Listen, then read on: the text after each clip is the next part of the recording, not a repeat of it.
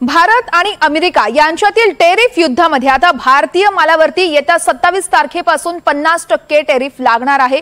हे एकंदरीतच निश्चित झालंय। शिवाय भारत रशियाकडून कच्चं तेल घेऊन नफेखोरी करत असल्याचं अमेरिकेचे नॅरेटिव्ह पसरवण्यासाठी ट्रम्प प्रशासन जगभर प्रयत्न करतंय। हे नॅरेटिव्ह तयार करण्यात ट्रम्प यांचा एक अत्यंत विश्वासू सहकारी कामही करतोय। शिवाय ट्रम्प यांनी केलेल्या गेल्या महिनाभरातील भारत विरोधी विधानांमागेच शब्दही याच सहकार्यानं दिलेले आहेत। ट्रम्प यांच्या या सहकार्याचं नाव आहे पीटर नवारो। पाहुयात पीटर नवारोंचा हा खास रिपोर्ट। आम्ही नफेखोरी करतोय असं जर तुम्हाला वाटत असेल तर तुम्ही आमच्याकडून तेल घेऊ नका। भारताचे परराष्ट्र मंत्री एस जयशंकर यांनी अमेरिकेचे अध्यक्ष डोनाल्ड ट्रम्प यांनी भारतावर केलेल्या नफेखोरीच्या आरोपांना हे खणखणीत उत्तर दिलंय। भारतानं रशियाकडून स्वस्तात कच्चं तेल खरेदी करून जगाच्या बाजारातून नफेखोरी केली। युक्रेनमध्ये होत असलेल्या हजारो लोकांच्या मृत्यूशी भारताला काही देणं घेणं नाही, अशी पोस्ट ट्रम्प यांनी भारतावर टॅरिफ लावण्याआधी केली होती। त्यावर भारताचे परराष्ट्र मंत्री एस जयशंकर यांनी रशिया दौऱ्यावर उत्तरही दिलं।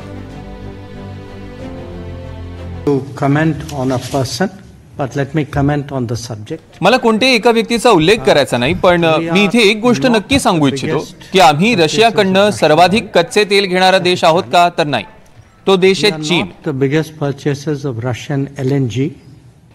आम्ही रशियाकडनं सर्वाधिक LNG खरेदी करणारा देश आहोत का?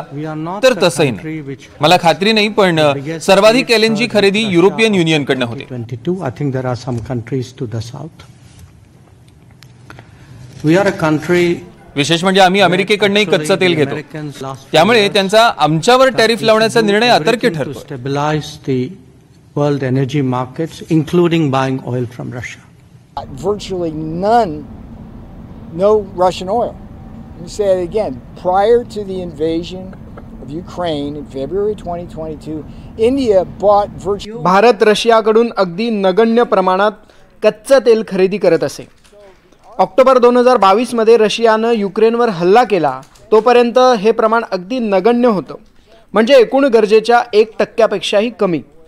पण आता हे प्रमाण जवळपास 30 ते 35% पोहोचलंय।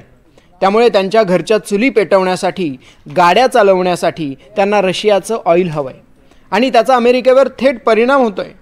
अमेरिका आणि भारत यांच्या खूप मोठी व्यापार तूट आहे, त्यामुळे अमेरिकन कामगारांचं मोठं नुकसान होतंय। भारताला जो पैसा या व्यापारी तुटीतून मिळतो तो पैसा ते स्वस्तातलं तेल रशियाकडून खरेदी करतो। ते तेल रिफायनरीमध्ये शुद्धीकरण करून पुन्हा पैसे कमावले जातात, पण भारताकडून मिळणारा पैसा रशिया शस्त्र बनवण्यासाठी वापरतो आणि त्याच शस्त्रांनी युक्रेनचे नागरिक मारतो। हे सगळं अमानुष आहे। Build more arms and kill Ukrainians, and so American taxpayers have to provide more aid, military style, to the Ukrainians. So that's insane. पंतप्रधान नरेंद्र मोदी आणि डोनाल्ड ट्रम्प यांची मैत्री मे महिन्याच्या अखेरपर्यंत अगदी घट्ट होती। वारंवार दोघेही नेते तसं सांगतही होते। मग असं अचानक नरेटिव्ह बदलण्यासाठी काहीतरी कारण हवं होतं। हे कारण पीटर नवारो यांनी ट्रम्प यांना दिलं। आता या निमित्तानं पीटर नवारो हे नेमके कोण यावरही एक नजर टाकूया। पीटर नवारो हे सध्या व्हाईट हाऊसमध्ये आंतरराष्ट्रीय व्यापारी सल्लागार आहेत। ट्रम्प यांच्या सहीनं ज्या देशांवर टॅरिफ लावण्यात आलाय त्यासाठीचे सगळे आदेश नवारो यांनी लिहिले। नवारो हे ट्रम्प यांचे कट्टर समर्थक आहेत। 6 जानेवारी 2021 मध्ये अमेरिकेच्या अध्यक्षांचं कार्यालय ओव्हल ऑफिसमध्ये घुसण्याचा प्रयत्न जमावानं केला होता। पीटर नवारो यांना या प्रकरणी पोलिसांनी समन्स पाठवून चौकशीसाठी बोलावलं, पण त्यांनी चौकशीला हजेरी लावली नाही। चौकशीत सहकार्य न केल्यानं त्यांना 4 महिन्यांची शिक्षा आणि जवळपास $10,000 दंड ठोठावण्यात आला। ट्रम्प यांच्या मागच्या कालखंडाप्रमाणेच या कालखंडातही नवारो यांना व्हाईट हाऊसमध्ये नियुक्ती मिळाली आहे, पण यंदा नवारोंचे हात आणखी मजबूत असून ट्रम्प प्रशासनाचं व्यापार धोरण तेच निश्चित करतात। म्हणजेच टॅरिफ विषयी ट्रम्प यांच्या विधानांचा बोलवता धनी पीटर नवारो आहे।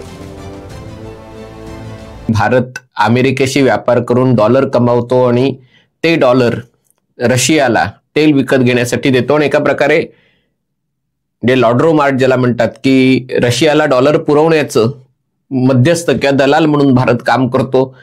दुसरा आरोप त्यांनी केला की भारत रशियाकडनं मोठ्या प्रमाणावर शस्त्रास्त्र विकत घेतो, तिसरा आरोप त्यांनी भारताविरुद्ध केलाय की भारतामुळे एकूणच अमेरिका आणि युरोपीय महासंघांना किंवा नेटो सदस्यांना युक्रेनच्या युद्धामध्ये अब्जावधी डॉलर्सची शस्त्रास्त्र पुरवावी लागत आहेत.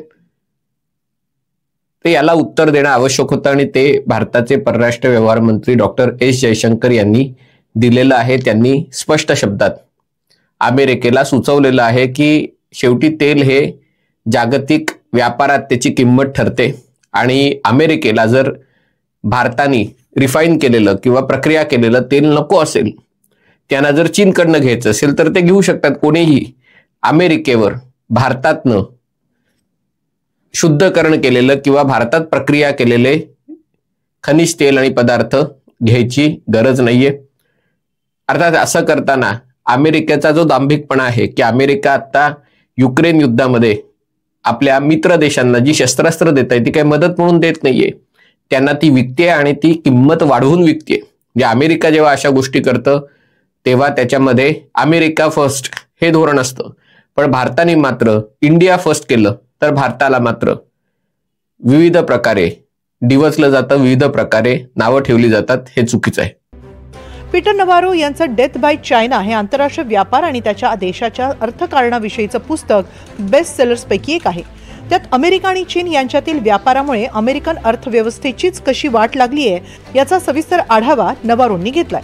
पण भारताविषयीचा त्यांचा तर्क अजिबात स्वीकारण्यासारखा नाही हे भारतानं अनेकदा समजावून सांगितलंय. भारत अमेरिका यांच्यातील अंतिम टप्प्यात आलेली व्यापार करारावरची चर्चाही या टॅरिफच्या संकटानं लटकली आहे. त्यात नवारो नावाच्या या विघ्नाची भर पडली आहे. त्यामुळे गणरायाच्या आगमनानं हे विघ्न दूर होईल अशी आशा करूया. Bureau report, NDTV Marathi.